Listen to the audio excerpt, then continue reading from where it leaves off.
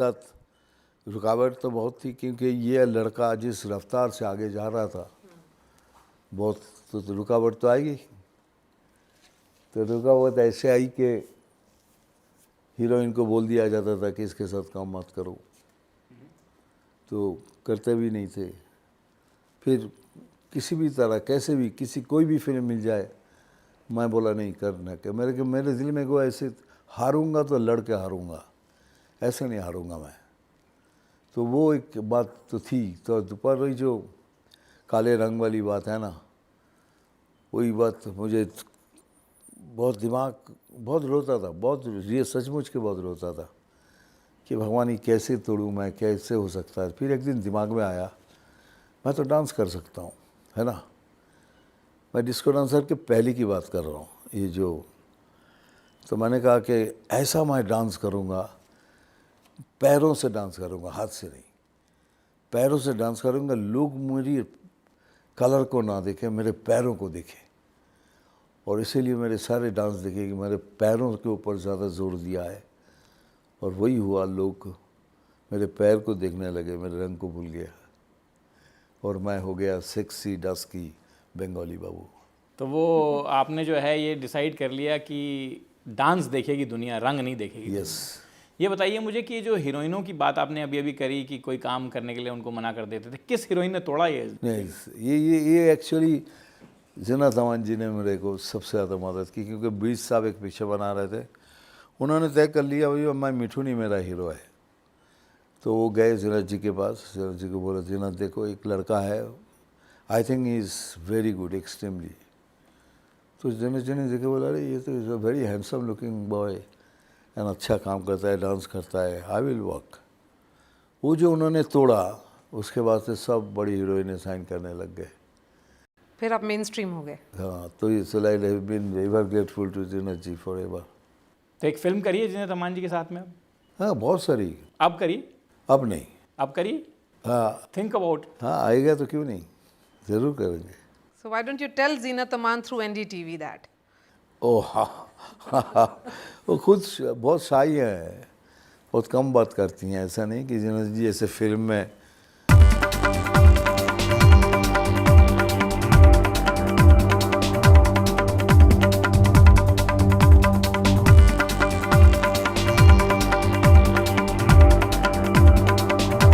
To stay informed, US Election Watch.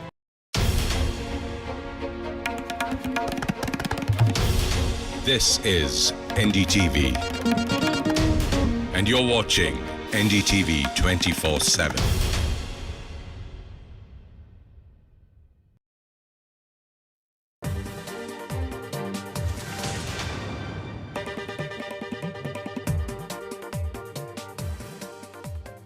It's a power-packed panel to discuss the power dynamics in West Asia. And when we talk about West Asia, we talk about not just what's happening in the Middle East, but we also expand it to talk about Pakistan, Afghanistan, Iran, the region that is extremely important for India for many reasons, whether it is strategic, whether it's our interest related to energy, all that and much more. So that's exactly what we're going to focus on. We have Ambassador Tirumurti, who's the former permanent representative of India to the United Nations, Ambassador Bisaria, who's former High Commissioner of India to Pakistan, Kabir Taneja, Deputy Director and Fellow Strategic Studies Program at the ORF. We have Dr. Awwad, who is Senior Journalist and West Asia Strategist, and Ambassador Tim Roemer joining us live from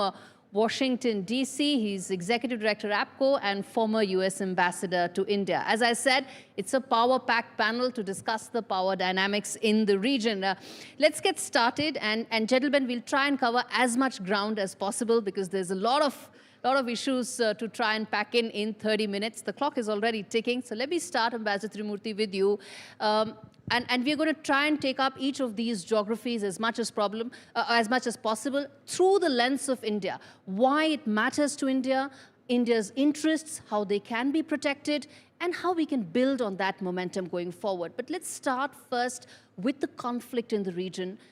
when you talk about Israel and Iranian proxies. How do you read that? And then we come back and talk in terms of some of the other regions in West Asia. I think Israel has reasserted its military domination in the region, which it always had. If you come to Gaza, there is no doubt that Hamas has been considerably degraded, but this has come at a very high cost. And some would say it's an unacceptably high cost. We have had more than 43,000 Palestinians who have been killed, most of them women and children. And international law has been violated. And this has happened right through the conflict. The brutal attack of Hamas on Israel, the more than 250 hostages which they have taken into Gaza, and then the pulverization of Gaza to dust. And I think more importantly, the dehumanization of the Palestinians. I think all these have happened, and the ceasefire is nowhere in sight, and Israel has clearly ruled out a ceasefire. And when it comes to Lebanon, you've had the degradation of Hezbollah as well. And they are still fighting it out. It's not an easy fight for either of the two sides. But weakening of the Hezbollah, they not only get weakened militarily, but they also get weakened politically. Because as you know, there has been a political logjam in Lebanon. It's a sovereign state. And Hezbollah is playing a part there on the political side. So therefore, they get weakened politically, which probably is not a bad thing for the Lebanese themselves. Maybe they can break the political paralysis. So therefore, the so-called axis of resistance are definitely getting weakened, which is a good thing for Israelis. When it comes to Iran, you know very well that Israel and the West have put out this narrative that the biggest problem in the Middle East is Iran, and it is not the Palestinian issue. And that is partly the reason why we have had this, the Abraham Accords, where they have normalized, the Gulf has normalized with Israel, but without any reference to the Palestinian issue itself. Right. So I think that is where this Gaza war has brought the Palestinian issue back into the reckoning. And this tit for tat between Israel and Iran, which has gone on. Now, that is something which, in my opinion, for the first time ever, when Iranians are able to tell the world that they can actually reach Israel and pierce the Iron Dome, yes, I think the rules of engagement have been irrevocably reset. Okay. And that is not necessarily in favor of Israel. So if all this put together, is Israel more secure now than before? I'm not so sure, because history tells us that whenever Israel goes into Gaza or when they go into Lebanon, they get caught in a quagmire and they have to finally extricate themselves, which should automatically, the radicals in the region then get strengthened, and then the occupation of the West Bank and Gaza becomes more intense, and this cycle goes on. Okay.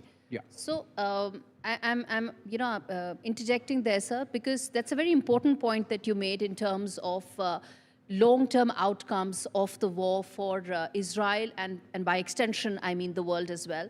But I come back to what I started this discussion with, which is that how do we view this entire region through the lens of New Delhi? And I think when we talk about West Asia, I think Pakistan is probably equally important for us. And Ambassador Bisaria, I want to ask you more so, given the political instability that Pakistan is witnessing and a fair amount of flux that it's going through, how does that impact the region, the stability for New Delhi? And then we also talk in terms of the bilateral relationship, but first address the instability that we are seeing right now in Pakistan, which many feel is only set to increase given the fact that the civilian government is on a very weak footing there. Yes, so what Pakistan is going through is a sort of poly-crisis for the last at least 3 years. It has a security crisis, it has an economic crisis, and it also faces a political crisis. And all these add up, reinforce each other, and create a fair deal of instability and incoherence in policy.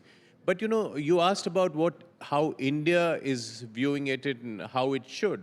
I would make the broader point that in this conference, you've heard for a couple of days, India's central mission is to grow and to be that $10 trillion economy, to be that $35 trillion economy by 2047.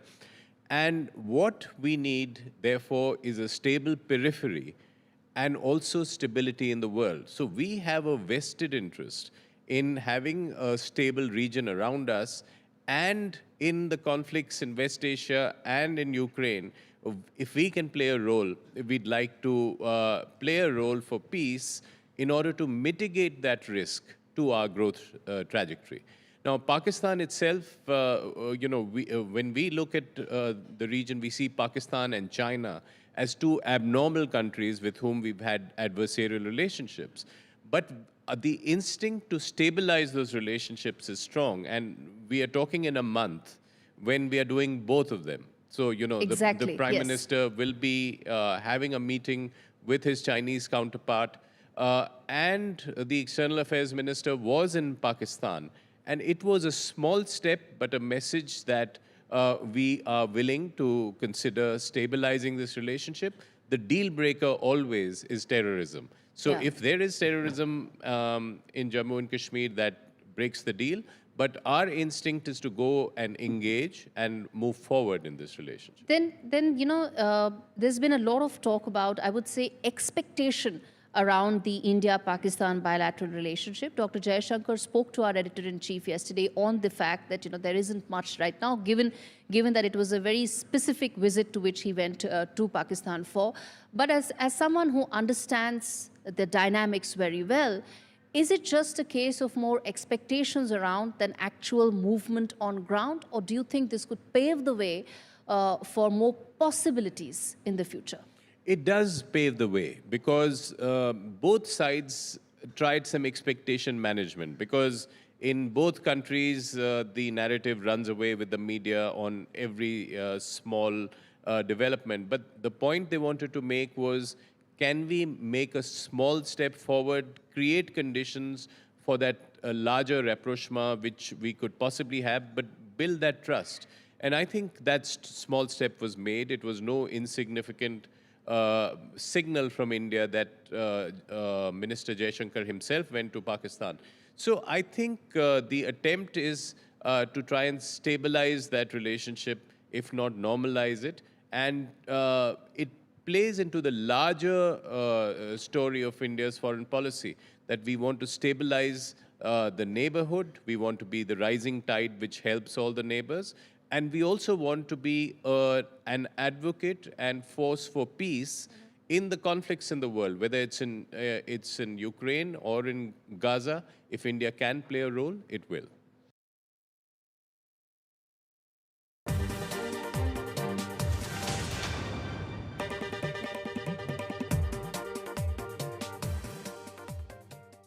Dealing with my lot means making smart choices. And with our family growing, I want to protect the life we've built.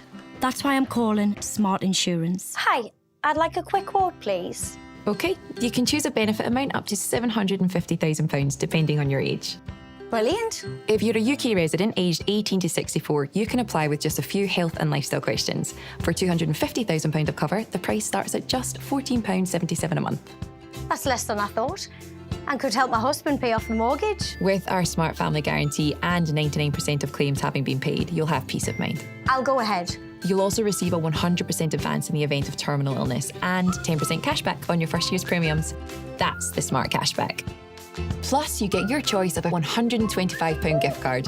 Protect the life you've built the smart way. To get a free quote today, call our specialist UK team on 0800 977 5753 or visit smartinsurance.co.uk.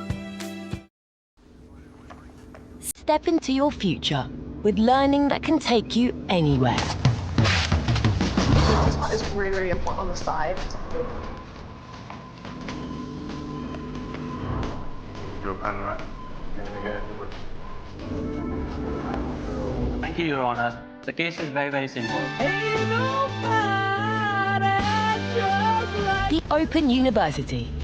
The future is open. It's been a difficult year for our family. We're finally going through my Tom's things. I want to make him proud, And that starts by making sure our son is protected. Welcome to British Seniors, the UK's #1 rated provider of over 50s life insurance. Hi, I'd like a quick quote. No problem. We're proud to offer our seniors lifetime guarantee. With 100% of claims having been paid, we guarantee your premiums will never go up and that you'll speak to one of our specialists in the UK. That's great. UK residents aged 50 to 80 are guaranteed to be accepted. Depending on your age, your loved ones can get a cash payout up to £10,000. Plus, when you sign up, you'll receive a £135 gift card and free 24/7 GP advice and health services. That money could help with debts or my funeral costs. I'll do it. Be proud to protect your loved ones with British Seniors. To get a free quote today, call our UK team on 0800 158 552 or visit britishseniors.co.uk.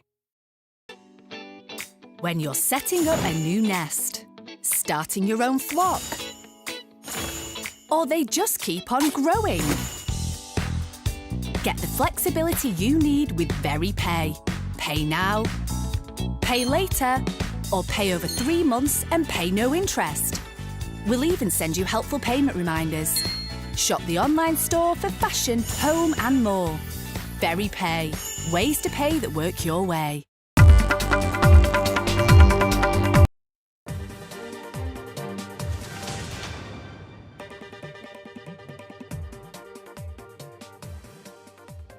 Let me bring in Ambassador Roemer into this conversation, sir. Two important threads that I want to ask you. One on the fact that the role that New Delhi can play on a day when Prime Minister is in Kazan, he is meeting President of Russia, and President Putin has said in the past that if at all anybody that he trusts for the Ukraine conflict to be resolved, Prime Minister Modi is one of them. Also, there are voices that suggest that if at all West Asia conflict can be potentially resolved, New Delhi must play a larger role. In those contexts, I must ask you, sir, how do you see India's role and also the responsibility it has in the region?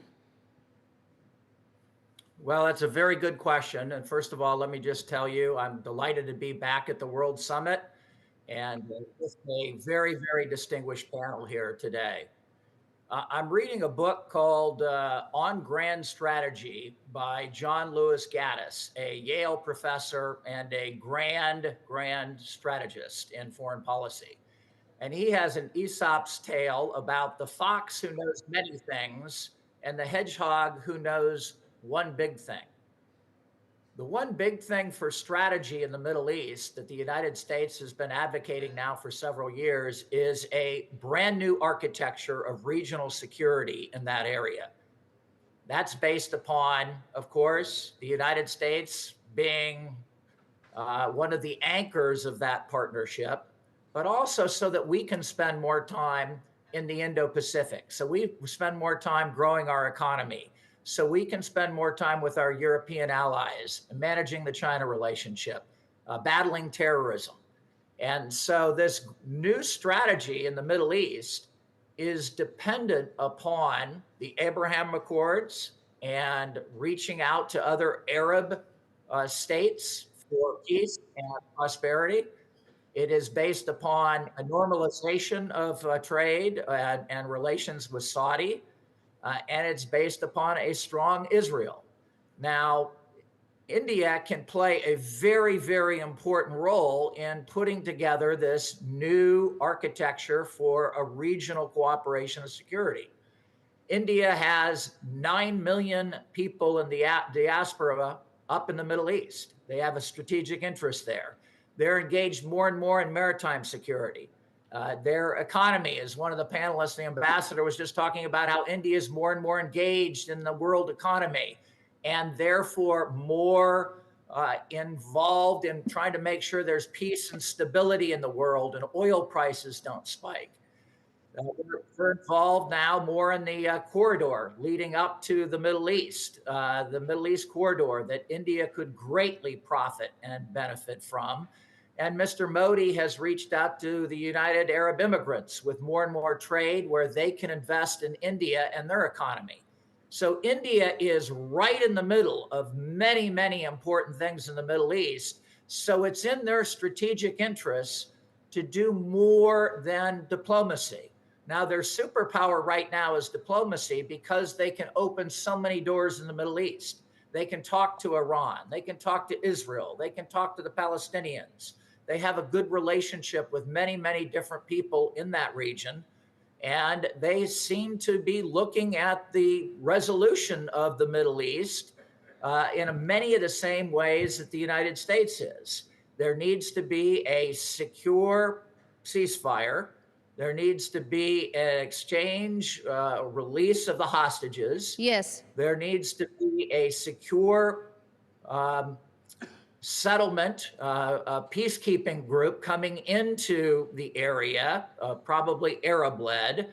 There needs to be a reconstruction effort at some point in that area, probably led by Europe, but also the US and India could play a very important role in the rebuilding Absolutely. of Gaza. And then finally, I just say that there needs to be a moderate, prosperous economy in Gaza, long-term, Yes. that is politically stable and politically moderate.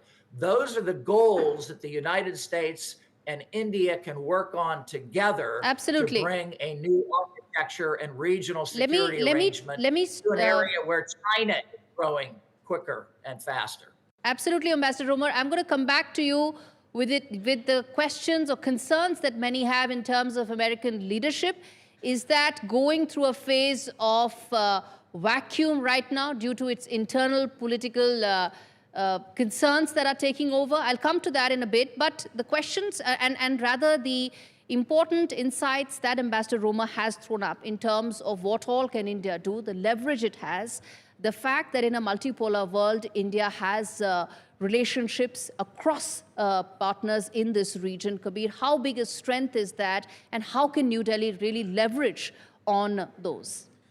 Thank you so much. I think this, India has an impeccable sort of outreach in the region, right? And I know there are a lot of views on when you're using the term mediation on trying to solve or resolve issues in West Asia, but it doesn't have to be we don't have to use the word mediation. You can just incubate some conversations, you can exchange messages, you can try to do an outreach on behalf of one another to just send across messages on what kind of thinking is taking place, especially where there are vacuums, right? One of the most difficult things to do, especially in a conflict like we are seeing in West Asia, is to fill vacuums.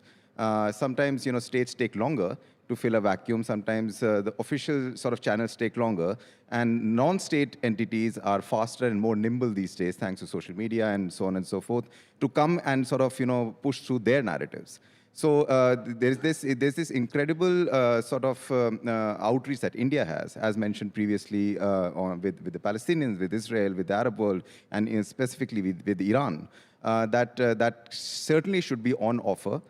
From the Indian side. Again, as I would just like to repeat that it does not mean it's mediation. I think there are whole different components that mediation requires, but incubating that conversation, that's certainly what India can successfully do. I think in a situation that's deadlocked, just making any progress, that itself is the right direction for the world to move in. Dr. Awwad, come in there in terms of what all can New Delhi do, and what I asked Kabir as well, that the next steps that New Delhi can sort of take in this region to really try and play. Mediation is a strong word, I agree with Kabir on that, but to be able to break the deadlock in any manner possible.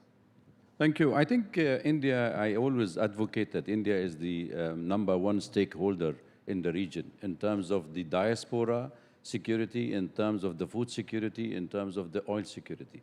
So the natural extension of India into West Asia, apart being Pakistan has been on only after the partition, India was a natural extension to this part of the world. So therefore, the cultural exchange between India and the Arab world goes beyond millenniums. So we have seen the travel of the Arabs into India and to Kerala, and how St. Thomas came to India and spread Christianities and then Islam. We have a very strong and bonds in India. So therefore, India can play a role. But does India, like the rest of the world, have a voice to speak when it is the ball in the American court? It's nothing. Nobody is able to do anything because nobody is stopping the carnage. It's a total genocide happening in Gaza, where not a single word in the world are able to even pass a bottle of water to them. So all this, Okay, India... as we don't have an Israeli representation, I will have to come in there to just say that let's try and stick to more facts for the simple reason that we had the Israeli ambassador yesterday on the panel. And in fact, there was a conversation I had with him, and he said that this war can only end when Israel can have long-term peace. And that cannot happen right now, given the fact that it's fighting a 6-front, 7-front war due to the presence of Iranian proxies on several factors and several geographies. So that's what the Israeli version has been. And they've been saying that they've been very clear that there's been no concept of collective punishment. The reason why I'm reiterating that is because if there's no Israeli representation, let it not drift in a manner that we do not represent the other aspect of this discussion as well. It's a nuanced debate, and it's only fair to the audience that they should get the other side. Go ahead, Doctor. No, I think you're right in your answer, because if it is, that's true. Because for Jews in the world, they have been prosecuted all over the world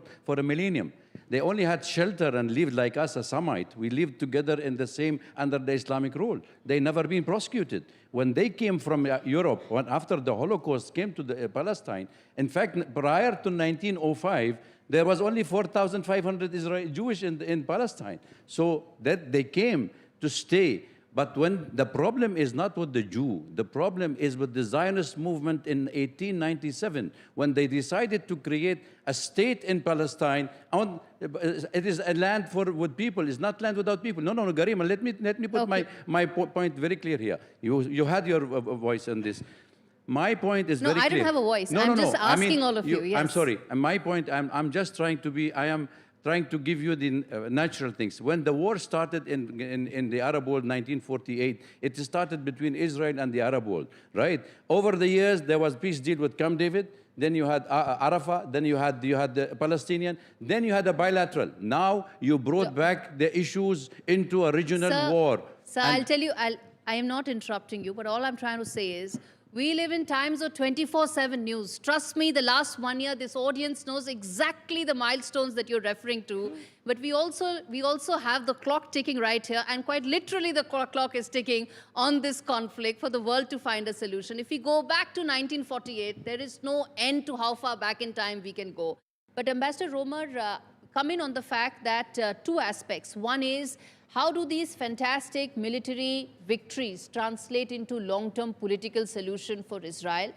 And the second question that many have been, and experts have been wondering about, which is that the US leadership crisis seems to be on display in the Middle East, given the fact that 1 year into this conflict, it is not in a position to find some sort of a solution, possibly due to the politics that's taking over, the domestic politics that's taking over leadership's time? Well, great questions. Let me get the second one first. The United States is still working assiduously and diligently and every day and every hour to try to get to a ceasefire, to try to make sure that peace comes to the region. Secretary Blinken landed in the Middle East today for his 11th trip to the Middle East since Hamas attacked Israel a year ago on October 7th. To the point of some of the frustration that I hear on the panel here, we have had Secretary Blinken and Secretary Austin, our defense secretary, send a very stern letter to the Israeli government on October the 14th saying, we will cut off arms, the potential to cut off arms to Israel if more supplies and humanitarian aid is not sent into Gaza. Israel responded immediately, and dozens of trucks were sent in based upon that stern and that very, very, I think, effective demand from our two secretaries. On October 15th, the United States sent Israel the THAAD system, which is the Terminal High Altitude Defense System. Speculation is that Israel got that so that they would not attack Iranian oil sites and spike oil prices, thereby hurting the global economy and obviously India. And so that there is effectually a lot of deal making going on here to try to de-escalate things in the Middle East. Now, what can India do specifically? I don't think they are a mediator at this point. I think they are a convener. Mr. Modi brought Egypt into the BRIC Association back in 2023. Yes. What can India do to try to make sure that when they meet with the Iranians, they try to de-escalate things with Iran, and when the Indians sit down and meet with Israel, they can also say, how do we de-escalate? Yes. I don't think Israel is in a position right now where they're going to draw back and they're going to agree to a ceasefire. I think Netanyahu is going to do all he can to politically cement in the military gains and wait out for the U.S. election to take place and see who wins between Trump and Harris.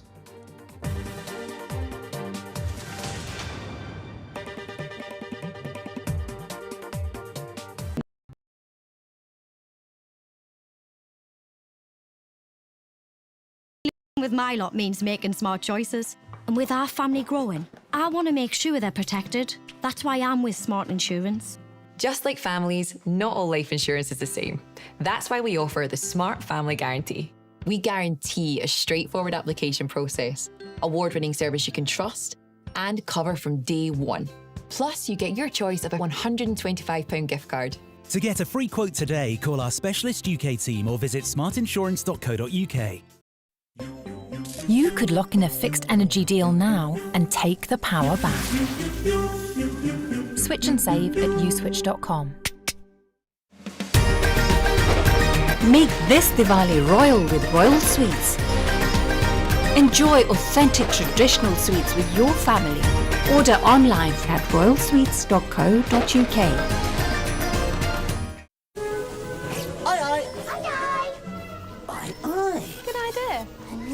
Never too early to consider my pension options. With II's low flat pension fees, you could retire with more. Really? Helping you get the most out of your pension. Nice. So many investment opportunities! Interactive Investor, a WIT recommended SIP provider 3 years running. The II SIP, your personal pension. It's great to be helping out before my first grandchild arrives. Which reminds me. Welcome to British Seniors, the UK's #1 rated provider of over 50s life insurance. We're proud to offer our seniors lifetime guarantee. With 100% of claims having been paid, we guarantee your premiums will never go up and that you'll speak to one of our specialists in the UK. Plus, when you sign up, you'll receive a £135 gift card. Be proud to protect your loved ones with British Seniors. To get a free quote today, call our UK team or visit britishseniors.co.uk. I'm so grateful. Without your help, we couldn't have got through the past year. So it's important to say a proper thank you. It happened so fast. We thought he had a bug, but it was meningitis. He was critically ill, fading fast, and we faced a daunting 3-hour journey to reach specialist help. But your critical care children's ambulance got him there safely. His mum and dad stayed with him every day, and your accommodation kept them together. You helped them through the worst of times. It's a miracle, but he survived, thanks to our amazing NHS and life-saving support from NHS charities. And that's why I'm writing a forever thank you into my will. Search Forever Thank You to find out how to write a gift into your will to an NHS charity to help them support the NHS to do more for patients, staff and communities for years to come. Now, the Karnataka Chief Minister could also be visiting the collapse site. Congress leader Priyanka Gandhi files nomination from Wayanad, which used to be her brother's constituency. Priyanka Gandhi also led a roadshow before filing her nomination. This marks her electoral debut, and the elections will be held on the 13th of November. Supreme Court slams centre over stubble burning. The top court has also grilled Punjab and Haryana state government. Supreme Court has said that all action taken on stubble fires is just an eyewash. Centre has blasted X over hoax calls to airlines. In the midst of a barrage of hoax calls received by airlines in the last few days, the Union Ministry of Electronics and IT has slammed social media platform X says that the social media platform was abetting crime in stopping the spread of such alerts.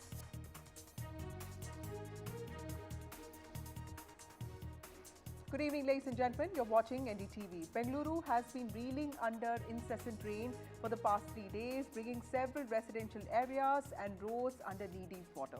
In fact, heavy rains have caused severe waterlogging in several parts of Bengaluru.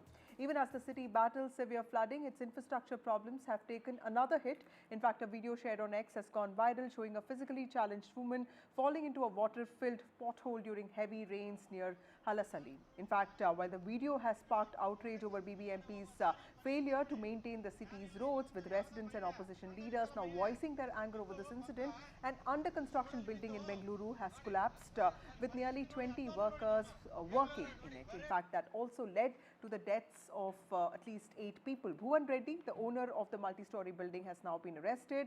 The building contractor, Muniappa, has also been detained for further investigation into what could have been potential violations. Clearly, Bengaluru, the IT capital of the country, the dream destination for investors, deserves more. Joining me now is Priya Chetty Rajagopal. We also have Sudhir Krishna, who is the former Secretary, Ministry of Urban Development, Government of India. Thank you, both of you, for joining me on this show. Priya, to you first. Tell us the problems that people of Bengaluru are facing, because the civic body has said nearly 100 lakes are overflowing and 1,500 houses have been affected. So there are overflowing lakes, there are flooded roads, there are potholes.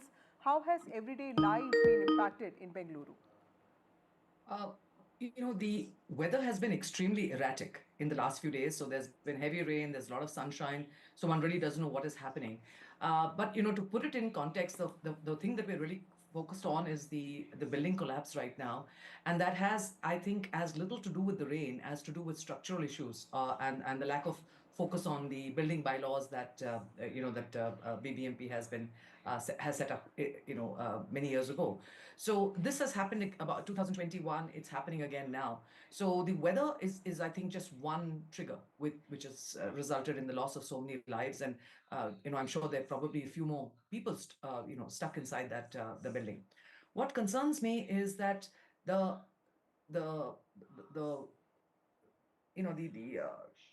bylaws, the kind of checklist that exists in terms of giving sanctions are not being followed. Now, this may sound like a cliche, but it only is found out in the breach. That is when something like this happens. And I think if we were just to do a quick analysis of maybe 60 buildings in that area, you will find that about 40 of them either don't have a sanction or at least will have been bypassed by BBMP or not even been checked at all. So these are concerns because these are lives. And this is something that is really, really concerning me in terms of the long-term safety of residents in the city. Right. So I would certainly accede to your point about the issue being primarily about the weather and the tremendous rain. But that's something that does happen every now and then. We just cannot be so unprepared. And secondly, how will the building sanctions and the bylaws be more firmly and more strongly sort of put into place in the months and years to come? Right. Priya, also tell us, the kind of action that the state government is taking with respect to arresting the contractor, the building owner. Do you think that is something that has been reassuring, or do you think that is that's just procedural? It's procedural. I mean, what else can they do? I mean, could they not arrest somebody? Could they sort of they would have to take some action, and the most obvious person is the contractor. My question is, go back into which area this BBMP site comes under.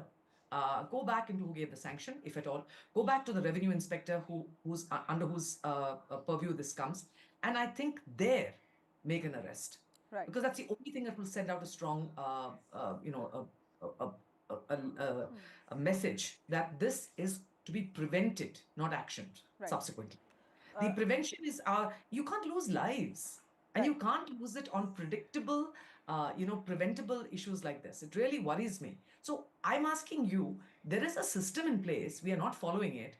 The contractor certainly it has to be penalized and certainly has to be punished. Right. But what about the structure that we depended on to make sure this doesn't happen? Right. Please take strong action there. Right.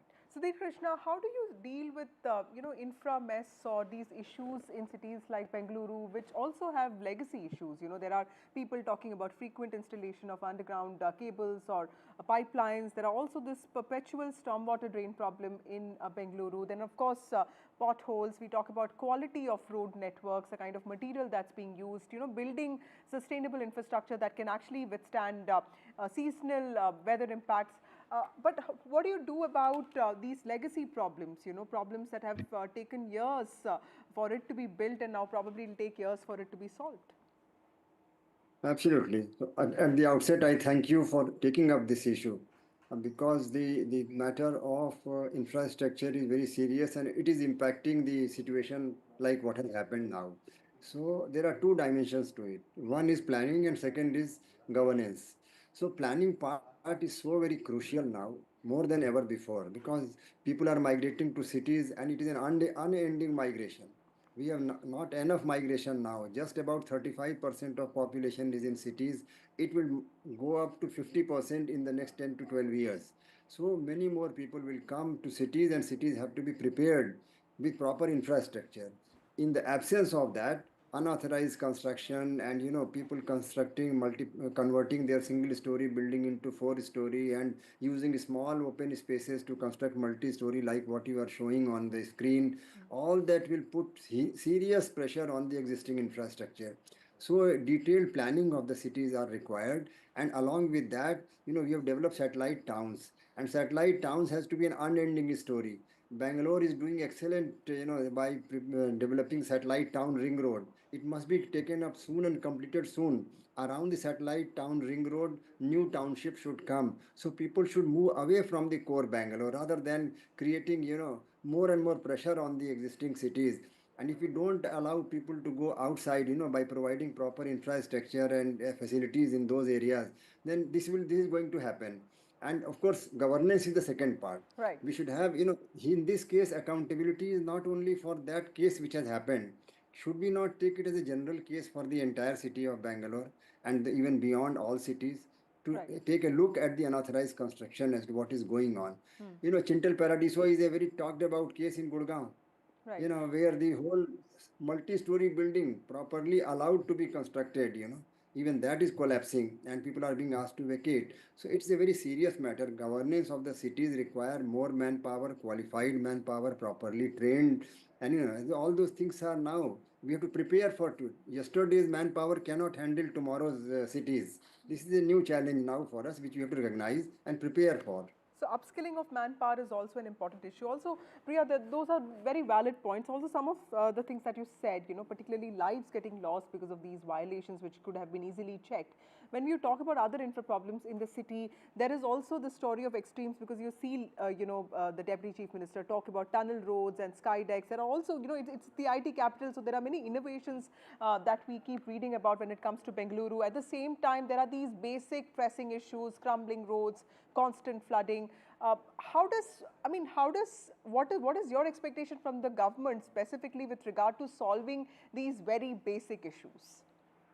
See, vision is required for the city. See, localized development is not going to solve the problem. Vision means, we have to have a water plan for the city, drainage plan.